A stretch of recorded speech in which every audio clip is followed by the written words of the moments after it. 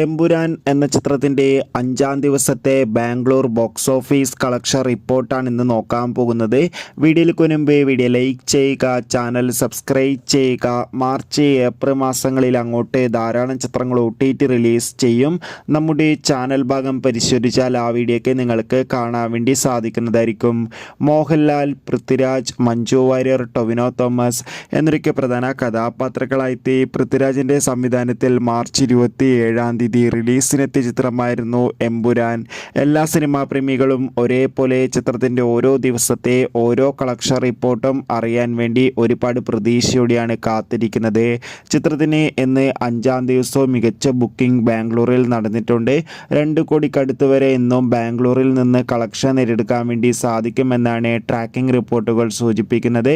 എന്തായാലും എമ്പുരാൻ എന്ന ചിത്രത്തിൻ്റെ കൂടുതൽ ബോക്സ് ഓഫീസ് കളക്ഷൻ റിപ്പോർട്ടിനായി നമുക്ക് കാത്തിരിക്കാം. ചിത്രം കണ്ടവരുടെ അഭിപ്രായം തീർച്ചയായും കമൻറ്റ് ബോക്സിൽ രേഖപ്പെടുത്താൻ വേണ്ടി ശ്രമിക്കുക. ബൈ.